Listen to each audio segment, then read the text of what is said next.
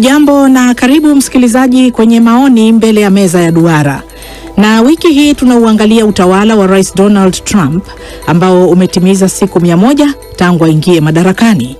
Na baada ya siku hizo 100 madarakani, tathmini ya Rais Trump inatofautiana sana na mitazamo ya wataalamu wengi. Yeye mwenyewe anasema miezi yake ya kwanza madarakani imekuwa ya mafanikio, lakini wataalamu wengi wameshangazwa na yale ambayo ameyafanya hadi sasa. Kwa mfano, hakuna rais aliyemtangulia nchini Marekani aliyewahi kutumia mamlaka ya rais kutia saini amri nyingi kama alivyofanya Trump. Kiongozi huyo ametia saini sera kali juu ya uhamiaji, ameamuru kukata bajeti ya elimu na ya serikali kuu na hata kuvunja mashirika kadhaa ya serikali. Wakosoaji wanamshutumu rais huyo kwa kuutumbukiza uchumi wa dunia katika hali ya sintofahamu kutokana na uamuzi wake wa kuzitoza ushuru mkubwa bidhaa kutoka nje na hata kwa nchi washirika wa Marekani. Sera ya nje ya Trump ni ya ugeugeu. Anataka kuinyakua Canada, anautaka mfereji wa Panama, kisiwa cha Greenland, na anazungumzia pia juu ya kuwatimua wa Palestina kutoka ukanda wa Gaza. Trump pia haelewani vizuri na washirika wake wa jumuiya ya NATO. Ameahidi kuvimaliza vita kati ya Urusi na Ukraine na kutatua mgogoro wa nyuklia wa Iran. Hata hivyo, hajafika mbali katika ahadi hizo. Tukiangalia ndani ya Marekani, Trump anauhujumu mfumo wa ugatuzi wa mamlaka kati ya dola, bunge na mahakama. Wachambuzi wanasema sera yake ya Marekani kwanza sasa imegeuka kuwa Marekani mwisho. Je, wataalamu wetu kwenye meza hii ya duara wanasema nini juu ya siku 100 tangu Rais Trump arejee madarakani nchini Marekani? Baki nasi msikilizaji tunapo yatafakari hayo. Na sasa napenda kuwatambulisha wataalamu wetu. Kutoka Maryland, Marekani, tunaye leo Mubelwa Bandio. Yeye ni mwandishi wa habari na mchambuzi wa masuala ya kimataifa. Kutoka Sumbawanga mkoani Rukwa nchini Tanzania, pamoja nasi ni mchambuzi maarufu wa masuala ya kisiasa Gwandumi Mwakatobe. Nimemwalika pia Abdul Fattah Musa, mwandishi wa habari na mchambuzi wa masuala ya siasa za Mashariki ya Kati na vile vile za kimataifa. Yeye yuko Tehran nchini Iran. Na kutoka hapa jijini Bonn nimebahatika kumpata Abdu Mtulia, mwandishi wa habari mstaafu wa DW, na pia ni mchambuzi wa masuala ya siasa za Ulaya na pia za kimataifa. Msikilizaji, mimi ni mwenyekiti wako leo hii. Naitwa Zainab Aziz kutoka hapa DW Bonn. Karibuni sana wachambuzi, na labda nianze kwa kuuliza iwapo Rais Trump ameafikia malengo aliyoyaweka katika miezi 3 ya kwanza.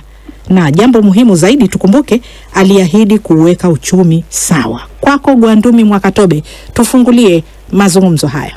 Asante sana mwenyekiti kwa kunikaribisha na kunipa fursa ya kuweza kutambua siku 100 za Donald Trump. Kwanza niseme kwamba kwa jambo jema, tuongeza jinsi alivyo na bahati kwa kweli. Mtu ambaye wakati wa kampeni aliponea kuuawa, lakini pia siasa za Marekani, mtu wa pili kuweza kuingia madarakani katika kura miwili isiyofuatana.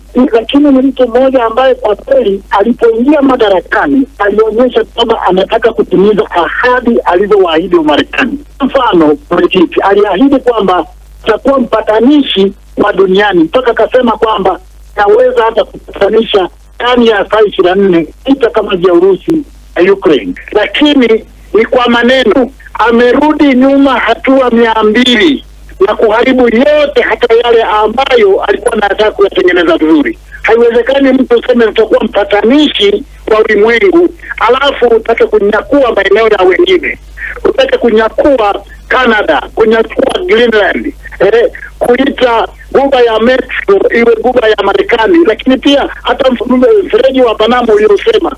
Kwa namuona ni mtu ambaye alienda kwa maneno hatua 100 mbele, tukawa na matumaini makubwa. Ameferi kabisa. Amevuruga ndani ya Marekani, amevuruga nje ya Marekani, kwa sababu mpaka sasa hivi tunavyosema hata ule uchumi ambao alisema ataurekebisha wa Marekani bado wana hali ngumu. Sasa kuhusu ile swali la kwanza, kwamba nitaendeleza kidogo kwa kusema kwamba mpaka sasa bwana Trump, Rais Trump, katika siku zake hizi 100 za kwanza, kitu ambacho alichoweza kukifanya na kimeonekana kwa uwazi ni mpango wake wa kuwashughulikia wahamiaji. Amewarudisha nyumbani wahamiaji wengi, lakini kuhusu masuala mengine ya uchumi na mfumuko wa bei, nafikiri bado hajafanya kitu chochote. Sasa kuhusu maoni ya watu hapa nchini Ujerumani na barani Ulaya kwa jumla kuhusu utawala huo wa pili wa bwana Trump hapa Ujerumani, kwa jumla watu wanasema kwamba Trump anatawala kidikteta, hajali utawala wa kisheria, na wameshangazwa sana na wanalolisema watu hapa nchini Ujerumani na barani Ulaya kwa jumla kwa sauti kubwa zaidi ni kwamba Marekani haiaminiki tena. Na hii ni kutokana na sera za Trump. Wanasema Marekani imepoteza dira, na katika utafiti niliofanya nimesoma tahariri ya gazeti moja, na tahariri hiyo inasema kwamba katika kipindi kifupi cha miezi mitatu Marekani imepoteza hari na muamana duniani.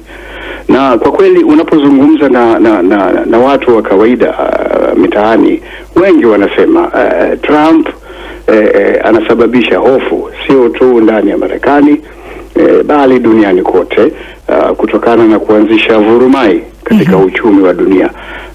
Yaani wanasema badala ya kuwa mlinzi wa mfumo wa dunia, Donald Trump amekuwa mvurugaji.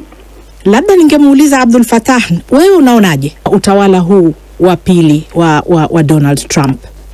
Kwa kweli mimi labda kwanza niseme tusisahau kwamba Rais Trump tokea katika kipindi chake cha kwanza ni rais pekee wa Marekani ambaye kabla hajaingia madarakani wataalamu wa masuala ya akili, masuala ya kisaikolojia kadhaa wanaoheshimika Marekani waliwahi kumzungumzia kwamba ni mtu ambaye hana sifa za kufaa kuwa rais wa Marekani au rais wa nchi.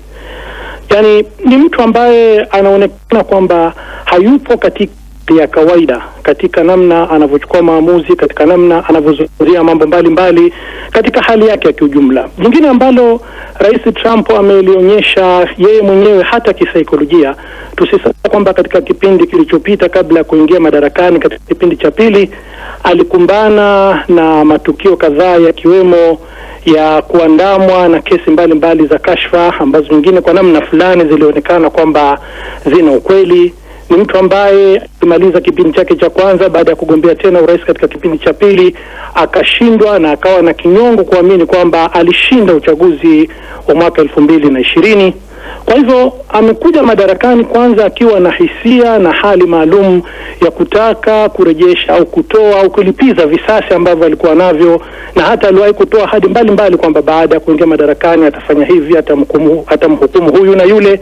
Na tumeona kwamba hata raia wa Marekani ambao walipatikana na hatia za uhalifu za kufanya fujo, za kuvamia bunge na kufanya uharibifu na kutishia maisha ya watu ambao walihukumiwa, baada ya kuingia madarakani alichukua uamuzi wa kuwapa msamaha. Kwa hivyo kiujumla, hasa tukimwangalia Rais Trump, tunaweza tukasema kwamba ni mtu ambaye si mtu wa kawaida hata katika hali ya kiakili. Rais yoyote mpya anaingia madarakani katika siku zake 100 za kwanza hutafuta masuala ya kimsingi pengine mawili, matatu, manne, akataka kuonyesha au akayafanyia kazi na kuonyesha athari na matunda yake katika kipindi hicho cha miezi mitatu.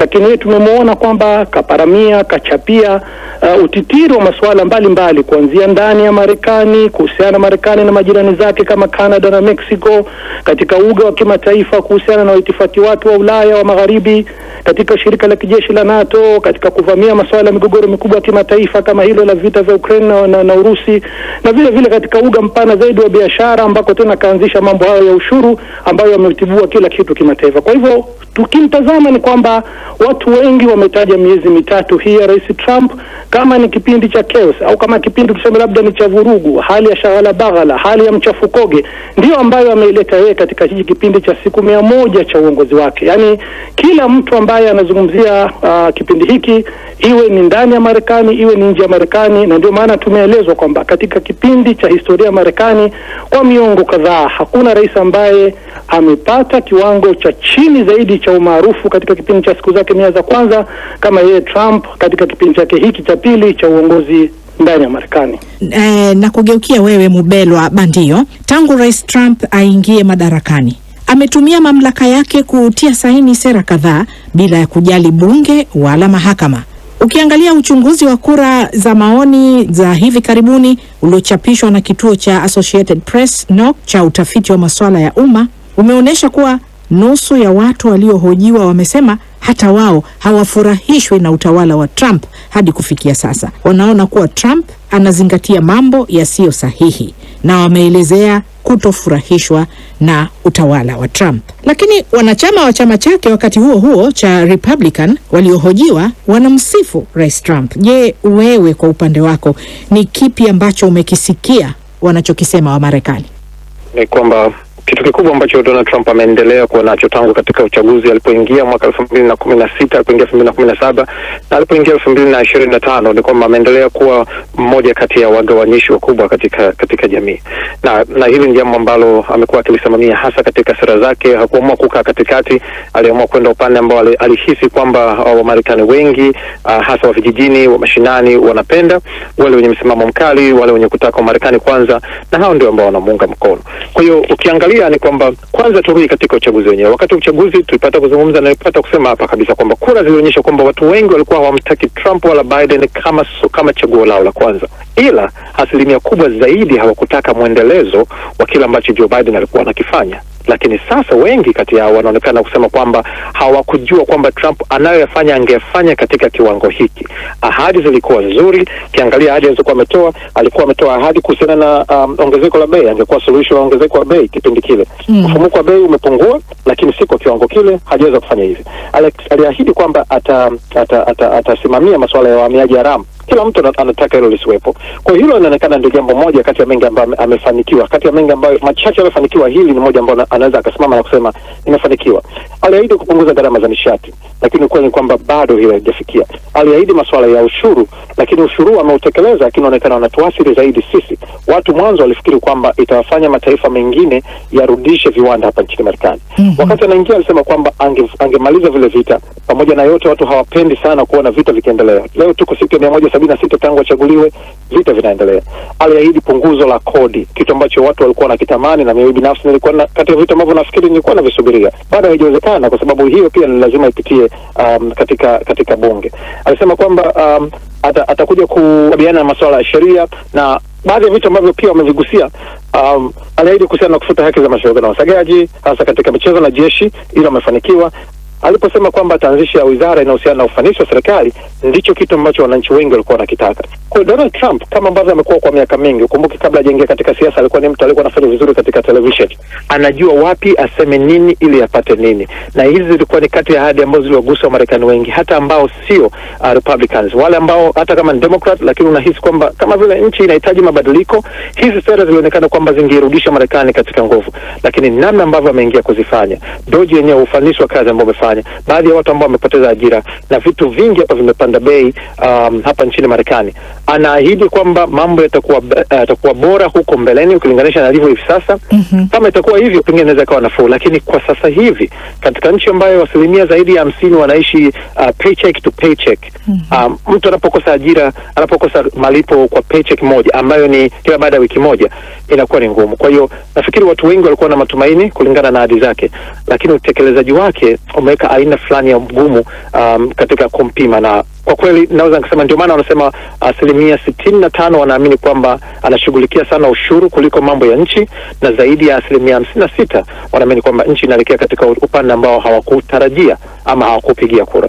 Asante sana. Kwako Abdul Fattah Musa, katika sera ya nje Trump anajaribu kufanya mazungumzo na Iran juu ya mpango wa nyuklia wa nchi hiyo, wakati pia akitoa vitisho. Je, kuna mategemeo katika mazungumzo hayo? Kuhusiana na kadhia ya nyuklia ya Iran ni kwamba kama nilivyotangulia kueleza kwamba Rais Trump ni mtu ambaye hatabiriki, ni mtu ambaye anafanya mambo kiaina yake. Yeye tunajua kwamba makubaliano ya mwanzo ya nyuklia kati ya Iran na madola makubwa yenye nguvu duniani yaliyojulikana kama ni JCPOA yaliyosainiwa mwaka 2015, yeye aliyaponda na akasema ni makubaliano mabaya zaidi ambayo Marekani imeyasaini katika historia yake, na akaahidi kabla kuingia madarakani kwamba atayavunja, na ndivyo alivyofanya. Mwaka 2018 akajitoa kwenye makubaliano hayo na akaamua kwamba atailazimisha na ataipigisha magoti Iran kwa kuiwekea vikwazo vya kiwango cha juu kabisa, na alifanya hivyo, akaiumiza sana kiuchumi Iran, lakini Iran haikukubali kurudi kwenye meza ya mazungumzo na serikali ya Trump. Sasa katika kipindi chake hiki cha pili ametishia kweli kama ulivyoashiria kwamba Iran ina machaguo mawili tu, ima ikubali kufanya mazungumzo na Marekani, la sivyo ni kwamba Marekani itashirikiana na Israel na kuishambulia vibaya sana kijeshi Iran. Iran imekubali kufanya mazungumzo, ingawa sharti lake ni kwamba mazungumzo hayo yawe na nukta mbili za msingi. Kwanza, yasifanyike kwa ana kwa ana kwa sababu haiamini Marekani, na hasa Marekani hii ya Trump, achilia mbali hata ile ya Obama ambayo haikutekeleza ilivyokubaliwa makubaliano yale ya mwanzo ya nyuklia. Lakini la pili ni kwamba Iran imekuwa na sisitizo na kwamba suala la kurutubisha madini ya urani katika masuala ya nyuklia haikubali kwamba hilo suala ipokonywe au iachane kikamilifu na miradi yake ya nyuklia, na vile vile mazungumzo hayo yasihusishe masuala ya kiulinzi ya Iran, suala la uwezo wake wa makombora na suala la sera zake za kujiingiza katika masuala ya kikanda, hasa katika eneo la Mashariki ya Kati. Sasa kwa upande wa kivitendo, katika muda huu wa duru tatu za mazungumzo haya, kumeonekana kuna hali ambayo wengi hawakuitegemea. Mazungumzo yameonekana kuonyesha mwelekeo wa kiwango fulani, lakini bado hayajaingia katika kipindi kigumu cha mazungumzo ya kitaalamu, ambapo hapo ndipo penye msuguano. Na tusisahau kwamba Rais Trump ndiye rais ambaye anaiunga mkono kwa namna isiyo na kipimo Israel, na msimamo wa Israel kupitia waziri mkuu wake Benjamin Netanyahu ni kwamba haitaki kwa namna yoyote Iran iwe na uwezo wa kinyuklia. Kwa hivyo kwa sasa tunachoona ni hali ambayo mazungumzo yameanza, na ni vigumu kama ambavyo kiongozi hata wa Iran hapa Ayatollah Khamenei amesema wao hawana msimamo wa kuyatizama mazungumzo haya kwa matumaini kamili wala kwa kukata tamaa au kutokuwa na matumaini moja kwa moja. Wanachotizama ni kuona uhalisia nini Rais Trump na serikali yake watafanya katika mazungumzo haya. Asante sana. Hebu tuangalie jinsi ahadi za Trump za kuvimaliza vita vya Ukraine kwa haraka. Abdu, Trump aliahidi kuwa atavimaliza vita hivyo haraka mara tu baada ya kuingia madarakani. Unadhani ataweza kuitimiza ahadi hiyo hata ikiwa kwa kuchelewa? Lakini kwanza ningependelea kurudi nyuma kidogo kuhusu walioyasema wenzangu kuhusu bwana Trump. Mimi sifikiri kwamba Trump ni mtu ambaye hana akili ama hana uwezo kabisa wa kuiongoza Marekani. Mimi nafikiri bwana Trump anatatizika na kitu kimoja. Yeye anajaribu kujipambanua na wale wanaoitwa tabaka la watawala. Tujue kwamba huyo bwana si mtu ambaye anafuata itikadi. Yeye ni mtu wa miamala na anafuata sera zake katika msingi huo, katika kufanya miamala ile ya nipe nikupe. Sasa nikirudi katika swali lako kuhusu juhudi anazozifanya ili kuvimaliza vita vya nchini Ukraine. Kwanza mimi ningesema hapo na msifu kidogo kwamba angalau ameanzisha hizo juhudi za kuvimaliza hivyo vita vya Ukraine, na mpaka sasa amepeleka wajumbe kufanya mazungumzo nchini Urusi. Mimi binafsi kwa upande wangu na msifu, sidhani kama amekosea sana hapo, angalau kujaribu. Ila sasa kitakachotokea ni kwamba ni kutafuta suluhisho ambalo litakuwa la utatanishi. Itakuwa hilo la utatanishi, kwa sababu nafikiri hapo njia ni moja tu ili kuweza kufanikisha lengo lake, kuishinikiza Ukraine ikubali kuyaachia baadhi ya maeneo ambayo yanakaliwa na Urusi. Na kwa kweli hivi karibuni niliona mahojiano kwenye shirika moja la televisheni lilifanya mahojiano na meya wa mji wa Kiev, yani mji mkuu wa Ukraine, bwana Vitali Klitschko. Yeye amesema kwamba kuna uwezekano wa kufikia mapatano hayo, kwamba Ukraine ikubali kuyaachia baadhi ya maeneo yanayokaliwa na Urusi. Amesema ni uamuzi mgumu kwa Ukraine, lakini unaweza kusaidia kwa muda. Kwa hiyo hapo kitakachowezekana kufanyika ni kuubana upande mmoja, na upande utakaobanwa ni upande wa Ukraine. Sasa sijui bwana Zelensky, rais wa Ukraine mwenyewe, anasema nini na wale wanaomuunga mkono kwa moyo wote, yani nchi za Ulaya.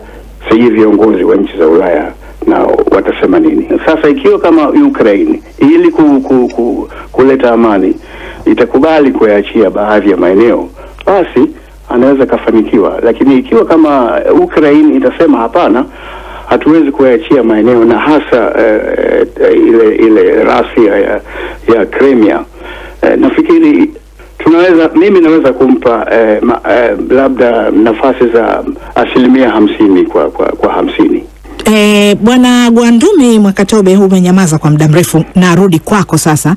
Hapo mwanzo uligusia kuhusu uchumi, kwamba ahadi kubwa Trump aliyoitoa kabla hajaingia madarakani kwamba angeweza kurekebisha uchumi wa Marekani. Sasa Rais Trump ameingia madarakani na nia hiyo ya kuweka sawa uchumi, lakini njia mojawapo anayotumia ni kupunguza matumizi. Amepunguza misaada inayotolewa na shirika la misaada la USAID ambalo kwa muda mrefu tumeona limekuwa likisaidia katika miradi ya afya, elimu na maendeleo ya uchumi barani Afrika. Maamuzi hayo yana athari gani kwa nchi za Afrika? Mimi mpaka nifikiria kwamba labda huyu mtu sio ni mfanyabiashara, lakini masuala ya uchumi ya kidunia yalivyo hayajui. Nakumbuka hata kuna wakati ambapo alisema nchi ya Lesotho, nchi yetu barani Afrika, hakuna mtu yeyote anayefahamu, ingawa Lesotho ina ubalozi Marekani na Marekani ina ubalozi Maseru.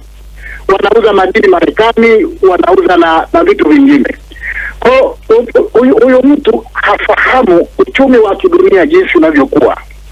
Na analisema hilo kwa sababu kusema kweli kimsingi watakubaliana nami wachambuzi wangu kwamba hakuna nchi yoyote duniani inayoweza kujitegemea kwa kila kitu.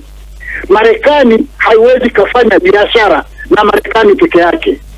Marekani itazitegemea nchi zingine. Tunategemeana. Tunachokwepa tu na kuhofia ni kule kunyonyana. Sasa aliingia na mtu ambaye amekuja na msumeno, Elon Musk, ambaye amekata wafanyakazi ovyo Marekani, kabla hata kupata misaada ambayo tumeathirika huku, lakini amekata vingi kwenye idara nyingi. Ameingia na msumeno ambao alitoa kwa Javier Milei wa Argentina.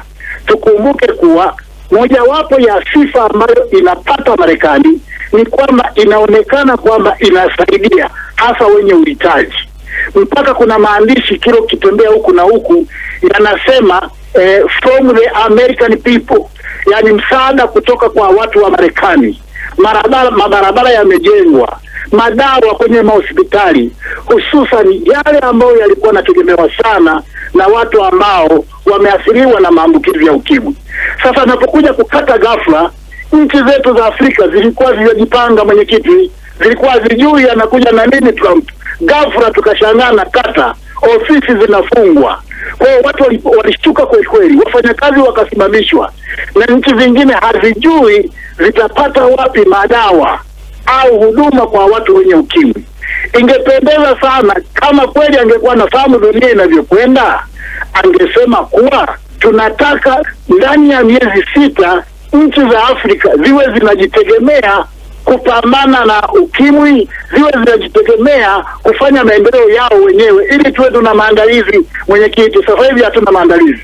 Nasema kwamba afahamu masuala ya uchumi duniani, kwa sababu huo ushuru wa forodha mpaka amewatoza ndege wanaoishi kwenye misho ya dunia, penguins. Sasa sijui penguins huwa wanauza nini Marekani, nao walipewa tozo wakapangiwa hizo taarifa. Na mimi ndio nataka kumsikia hapo Mubelwa Bandio anasema nini kuhusu hiyo kata. Ndio serikali ya Marekani pengine itakuwa imeokoa fedha chini ya mpango wa kukata matumizi kwenye idara za serikali ambao unasimamiwa na tajiri Elon Musk. Asante. Tuanzie asili ya hili ilikuwa nini? Ni mwaka jana Elon Musk alikuwa amependekeza wazo la kuwa na wizara ya ufanisi wa serikali. Akasema hii inasimamia ukubwa na ukiritimba wa serikali kuu, serikali ya shirikisho. Kwa hiyo kupunguza ukubwa lakini pia kuondoa ukiritimba. Akaahidi kwamba wangeweza kupunguza matumizi ya serikali ya shirikisho kwa takriban $1 trilioni. Baada ya kupiga hesabu, na nakumbuka alipokuwa akizungumza hivi Donald Trump akasema, amenukuliwa mara nyingi akasema I love that, I love the idea. Baadaye akaja akapunguza akasema kwamba hapana, itakuwa tunaweza tukakata mpaka bilioni 150. Lakini nilikuwa nikiangalia taarifa imetoka hivi juzi na akasema kwamba walifanikiwa kufuta takriban mikataba 2300. Lakini theluthi ya mikataba yote ambayo imefutwa haitopunguza hata senti kwenye matumizi ya serikali. Kwa hiyo hata ile lengo ambalo wamesema kwamba lilidogoshwa la dola bilioni 150 linaonekana kwamba liko mbali sana kutoka katika uhalisia. Lakini hii ni ile unasema kwamba labda walikuwa wameweka matumaini makubwa, kwa sababu haikuwa uongo kwamba kulikuwa kuna aina ya ukiritimba katika serikali. Haikuwa uongo kwamba kulikuwa kunahitajika kufanyika ukataji wa matumizi. Lakini imekuja kwenye namna ambavyo waliweza kuapproach, na katika hili ndio maana baadhi ya watu ambao wamekumbwa tu, wapo baadhi ya watu ambao wamekwenda wakahudumia Marekani, walikuwa jeshini, wamekuja wamepandishwa cheo. Mtu ambaye amepandishwa cheo kutoka kwenye wizara moja kwenda wizara nyingine kwa sababu ya ufanisi, na wengine ambao hata wakubwa zao wamesema kabisa kwamba huyu hata katika nilipokuwa nikimfanyia evaluation iliyopita alikuwa na alama kubwa kuliko mtu mwingine yote ambaye amewahi kufanya katika wizara. Tumemhamishia kwenye wizara nyingine, lakini upunguzaji wake ulikwenda katika namna ambayo nafikiri ndio umeathiri wengi, kwa sababu wanasema mtu yoyote ambaye yuko katika kipindi cha mpito, yupo katika ile miezi 3 ya uangalizi, afukuzwe kazi. Sasa unakuta hata wale ambao wamepelekwa katika nafasi zao kwa sababu ya ufanisi na waende wakaboresha nao, kama wamefanya nini, wamefukuzwa kazi. Kwa hiyo kulikuwa kuna lengo zuri, lakini nafikiri kulikuwa kuna lengo zuri lilofanyika vibaya. Matokeo yake ni kwamba limewakumba na watu wengine. Kwa hiyo narudi pale alipozungumza mzee wangu Abdul Mtuli kwamba Trump si mbovu kiakili kama wengi wanavyomdhania.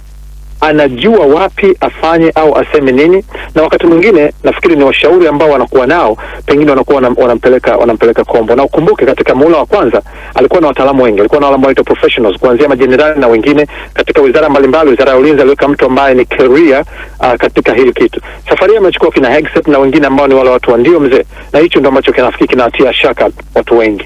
Anajua anachokifanya, pengine ana nia nzuri, lakini utekelezaji hasa unaofanywa na watu walio chini yake na washauri ndio ambao unatufikisha hapa tulipo. Mabana, Rais Trump ameamua kuzitoza ushuru mkubwa bidhaa kutoka nje kama tunavyojua ambazo zinaingia nchini Marekani. Sababu aliyoitoa ni kwamba nchi yake inakabiliwa na nakisi kubwa katika biashara ya nje. Na pia amesema anakusudia kurejesha viwanda nchini Marekani kama ulivyosema Bandio. Itawezekana kuyatimiza hayo, Abdu? Itakuwa vigumu kwa sababu naona hapa katika huo mpango wake pana kizungumkuti. Kwa kawaida katika somo la mambo ya uchumi, ikiwa nchi inataka kupunguza nakisi, inafanyaje? Unajua, inauza nje bidhaa zaidi. Sasa kwa sasa hilo halitawezekana kwa Marekani kwa sababu bidhaa zake zitakuwa ghali kwa nchi nyingine. Sasa kwa sababu hiyo ndio njia ambayo inatumika katika kuondoa nakisi, yani kuuza bidhaa nje zaidi, na kwa sababu sasa Marekani imo katika mazingira ambayo si ya kawaida, haiwezi kupunguza thamani ya fedha yake ya dola ili bidhaa zake ziweze kuuzwa kwenye soko la dunia kwa bei nafuu. Na kuhusu huo mpango wa kurejesha viwanda nchini, naweza kusema kwamba huo mpango hautasaidia kupunguza nakisi, yaani pengo katika biashara ya nje, kwa sababu gharama za uzalishaji zitakuwa za juu. Kwa kifupi, Rais Trump yumo katika kizungumkuti. Kila nchi inayo turufu ya kibiashara, yaani wewe huwezi kuuza kila kitu nje. Kuna kitu maalum ambacho utakiuza, ambacho unaweza kukitengeneza kwa gharama nafuu na kwa ustadi mzuri. Sasa halitakuwa jambo la faida kwa Marekani kurejesha viwanda vyote nchini, kwa sababu Marekani yenyewe haitaweza kuuza kila kitu kwa faida kwenye soko la dunia. Naam, hebu nimpe nafasi Bwana Abdul Fattah Musa. Unadhani Iran ambayo tayari inakabiliwa na vikwazo kede, hali hii ya sintofahamu ya kuanzishwa kwa vita vya kibiashara na Rais Trump, Iran inaathirika kivipi? Iran kwa kiwango kikubwa haiathiriki na vita hivi vya kibiashara alivyoanzisha Rais Trump, kwa sababu tunajua kwamba Marekani na Iran hazina mahusiano, kama yapo labda ni machache mno ya kibiashara. Kwa hivyo Iran hainufaiki kwa namna yote katika swala zima la sera za kiuchumi za nje za Marekani, na ndio maana imeelekeza zaidi hatua zake za kiuchumi kujiunga na jumuiya mbalimbali kama jumuiya ya BRICS au jumuiya ya ushirikiano ya Shanghai, na kujielekeza zaidi katika kufanya miamala ya kibiashara isiyotegemea zaidi sarafu ya dola na nchi mbalimbali kubwa kama China, Urusi na baadhi ya nchi muhimu za Asia na kwingineko. Kwa hivyo kwa upande wa Iran ni kwamba pengine mivutano ambayo sasa hivi inashuhudiwa hasa baina ya Marekani na China, huenda hiyo kwa upande mwingine ikaweza kupunguza mashinikizo ya Marekani ambayo inatoa dhidi ya Iran, kwa sababu tunajua kwamba katika vita hivi Marekani yenyewe bila shaka, kama ambavyo tayari imeanza kushuhudiwa, kwamba nayo inaathirika kwa upande wake. Kwa hivyo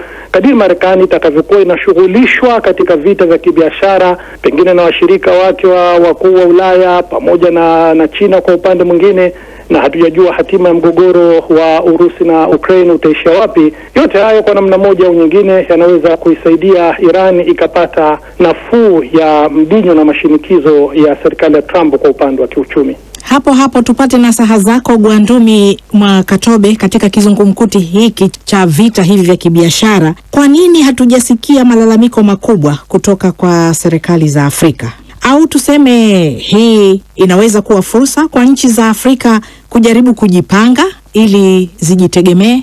Naam, nafikiri kwa sababu nchi nyingi zimeangukiwa na hiyo asilimia 10, wakati nchi zingine zimeenda baadhi zimeenda juu zaidi.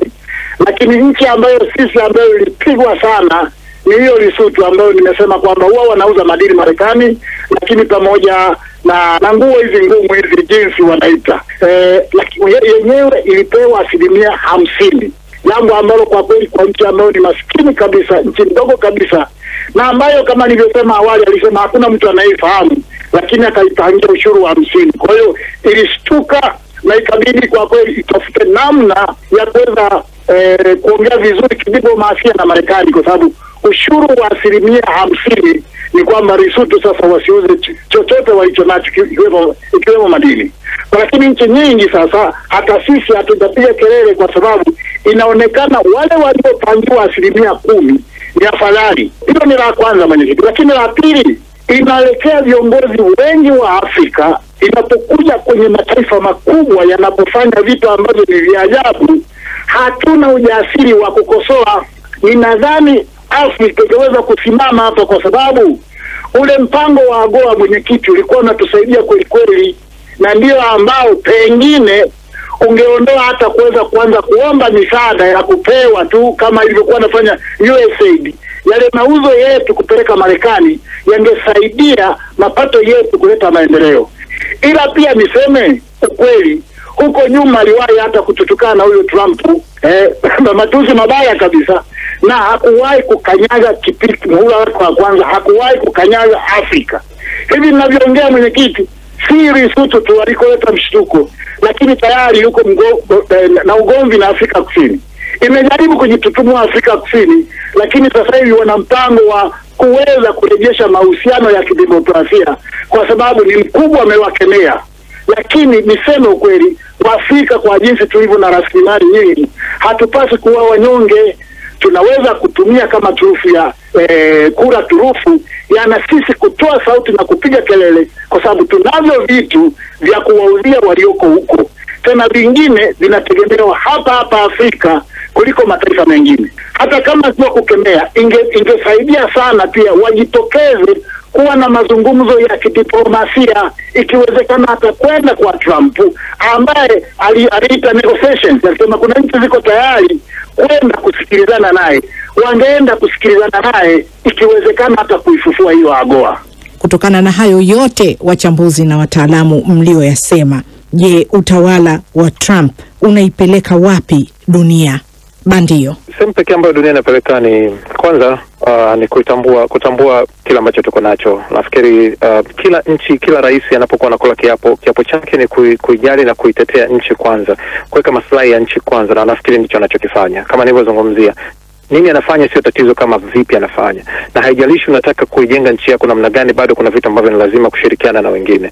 Na ndio maana unaona kuna baadhi ya watu hata katika nchi za Afrika ambao wanamunga sana mkono Trump, kwa sababu wakiangalia katika nchi zetu barani Afrika na namna ambavyo viongozi wetu ni kama vile sisi ndio tumewachagua, lakini maslahi yote ni kuhusu nchi za nje ama mataifa mengine, wanasikia uchungu. Kwa hiyo nafikiri kuna namna ambavyo tunaweza tukaangalia nani anaweza akaweka maslahi ya nchi yetu mbele. Kuna vitu ambavyo tutakosea, kuna vitu ambavyo tutakosoana, lakini tunachofunzo kubwa ni kwamba tunachaguliwa kwa ajili ya wananchi, tunachaguliwa kwa ajili ya nchi zetu. Usalama na ukuaji wa nchi zetu, ustawi wa nchi zetu ndio kitu cha kwanza.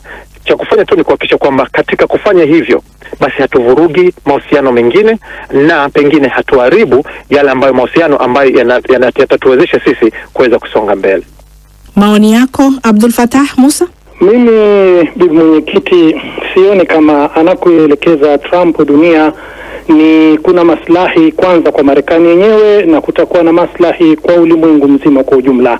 Kwa sababu kama ni suala la kuangalia maslahi ya nchi, pamoja na kujali maslahi ya nchi, kuna suala zima la msingi la kujali katiba ya nchi, la kujali sheria za nchi, la kujali mikataba ya kimataifa, ya kujali maadili ya kiutu na kibinadamu, na ya kujali na kuheshimu mataifa mengine ya dunia. Hayo ni mambo ambayo Rais Trump alama yake ni ya chini sana kulinganisha na marais wote ulimwenguni. Kwa hivyo kama hivi alivyoanza katika kipindi hiki cha siku 100, hivi ndivyo atakavyoendelea mbele, mimi nahisi kwamba dunia itaingia kwenye migongano mikubwa. Tusikie rai yako Bwana Gwandumi Mwakatobe. Haya yanaendelea, Trump kama tulivyosema kwamba ni mtu ambaye hatabiriki kwa sababu ya kubadilika, na ni mpenda sifa. Anapoona mambo yanaharibika, anabadilika haraka kama ambavyo alibadilika Aprili 9. Lakini pia kama ningekuwa naweza kuonana na Trump uso kwa macho, ningesema kuwa badala ya kubadilisha wengine, abadilike yeye, na sivyo atagonga vigingi kama alivyogonga vigingi nyumbani, na kesi nyingi zaidi ya 200 ziko mahakamani wamezuia. Lakini pia ni mtu ambaye anatamani hata kupata muhula wa 3 asituije sisi wa Afrika. Abdul Mtulia, tufungie mjadala huu. Bwana Trump